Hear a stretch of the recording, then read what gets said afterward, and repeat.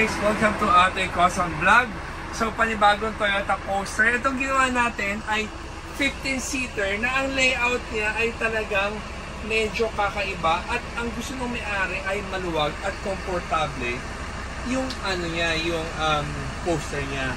So guys, napakaluwag. So unahin ko muna likod papuntang harapan.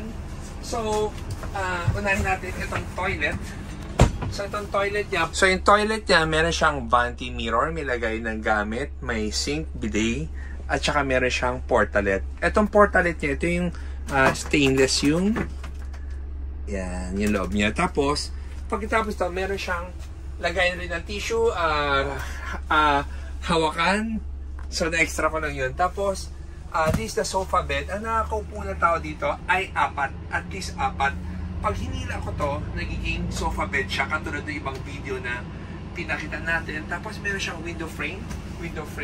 So itong curtain na to, naangat siya. So yan, kita mo na yung labas. And then pag sinarado mo, para kang blackout. So sinarado ko muna lahat ng curtain para blackout siya. Tapos overhead cabinet, nilagyan namin ng ganito. Yan. And then pag sinarado mo, tapos yung ceiling niya, talagang ginawa namin lahat na inapolstery namin, nilagyan ng starlight. Tapos tricolor to mga ilaw na to. Tapos itong lahat ng sidings natin dito ay made of fiberglass. So may accent siya ng ilaw. So pag pinatay mo lahat ng ilaw na to, ang ganda ng mood lighting na to, na pwede mong bago-baguhin yung kulay. Pero mamaya ako napapakita. Tapos itong ilalim, tapos may mga saksakan siya. Tapos itong double seater sa likod na to, pwede kang humiga ng higang-higa. So kung matutulog ka, pwede ka sumandal dyan. Sa aeroplano, di ba, hindi ka makasandal na ganyan sa economy.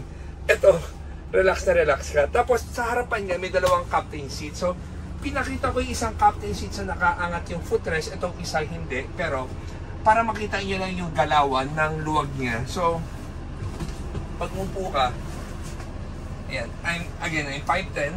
So yung height ko against doon sa upuan nung nasa harapan ay sobrang relax at komportable. Ngayon naman, itong isa, pag umupo ka, ganun din. At pwede mo rin angatin yung footrest mo kung sakaling based on the specs na gusto mo. At saka yung footrest natin, yung angat ng footrest natin ay hindi yung konti lang. Yung angat niya parang angat lamesa na.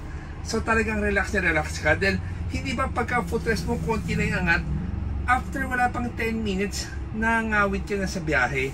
So next, ito namang captain seats na nandito. Itong dalawa, pinakita ko rin. So, ito yung tipong pag nakaupo ka lang at may kausap ka dyan sa harapan, pwede kayo harap-harapan.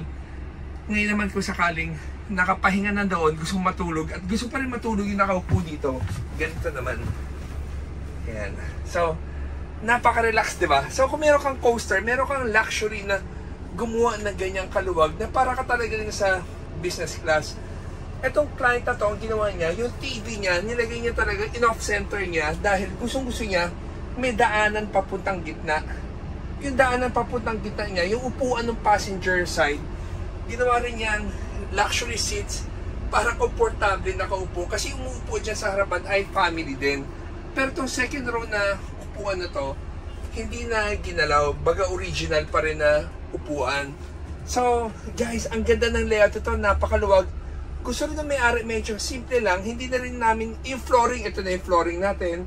Tapos yung hindi na nila nilagyan ng mga cover para hindi ma-claustrophobic yung may-ari. At saka ito, very functional. Kita-kita mo yung buong kali at saka kung saan ka pupunta. So, guys, I hope na gusto niyo itong layout na to. Ako ganda-ganda ako sa layout na to. At yung kulay, pwede naman bago-baguhin yung kulay sa specs na gusto nyo. So, guys, every day is a blessing. Remove negativity. Chill lang lagi. At saka, like na sabi sa inyo, Jesus loves you. Talagang isipin nyo, ano ba talaga ang dulo ng buhay natin? Diba ang dulo ng buhay natin? Whatever anong meron ka, diba ang dulo mo, ang pinaka-importante pa rin ay yung relationship mo with Christ. So guys, thank you for watching and always remember, Jesus loves you and God bless.